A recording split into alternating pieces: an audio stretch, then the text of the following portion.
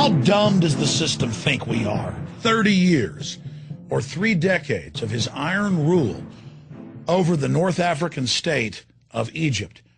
Hosni Mubarak refuses to step down, even though the head of the CIA is in front of Congress saying he's going to step down in a few hours. Mubarak comes out and defiantly says, I will not step down. I will not let this foreign conspiracy overtake Egypt.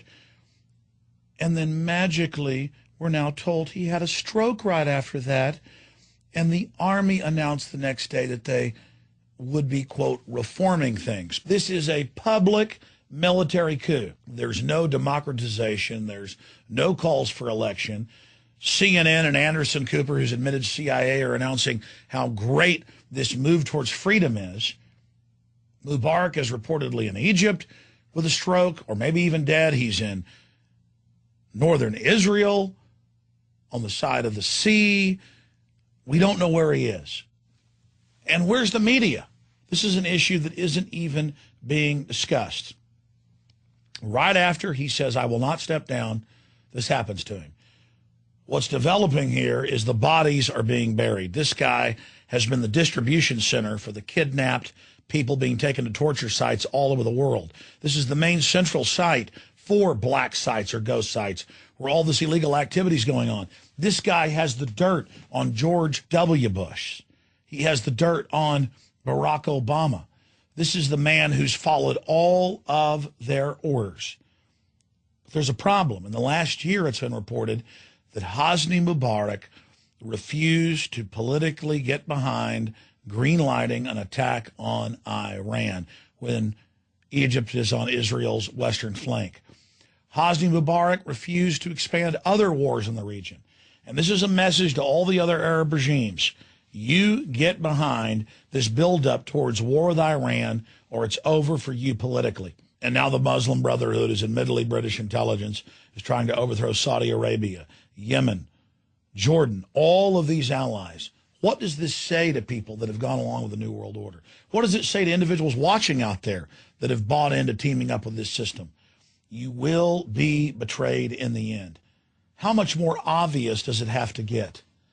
And you look at the fate of Nasser with the heart attack after he gave a defiant speech, and other leaders in Egypt and many other countries.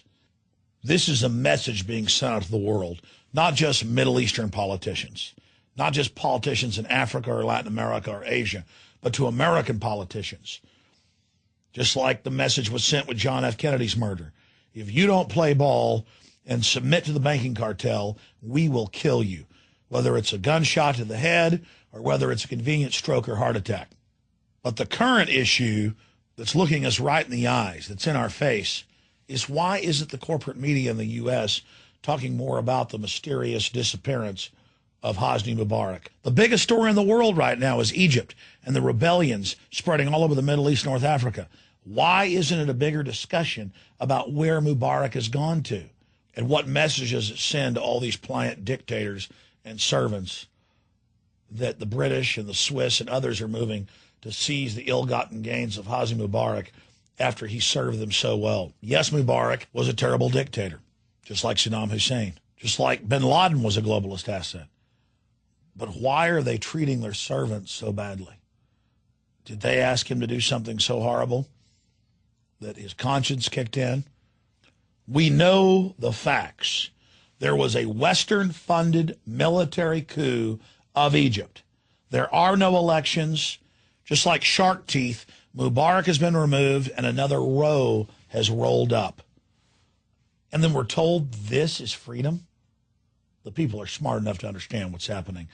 And if the globalists want dictatorships in Egypt and in every other country they influence, what do they want domestically? And we know they want a police state tyranny. And the very same corporate interests that run Egypt run the United States through fraud. And they're threatening members of Congress, they're assassinating people, and we are all under this yoke of global corporate tyranny.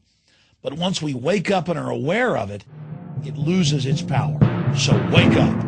To learn more about this and other vital topics, visit Infowars.com and PrisonPlanet.com. When you're on the site, you can also tune in 24 hours a day to my daily radio broadcast. There's also a free iPhone app to listen to the syndicated radio show when and where you want.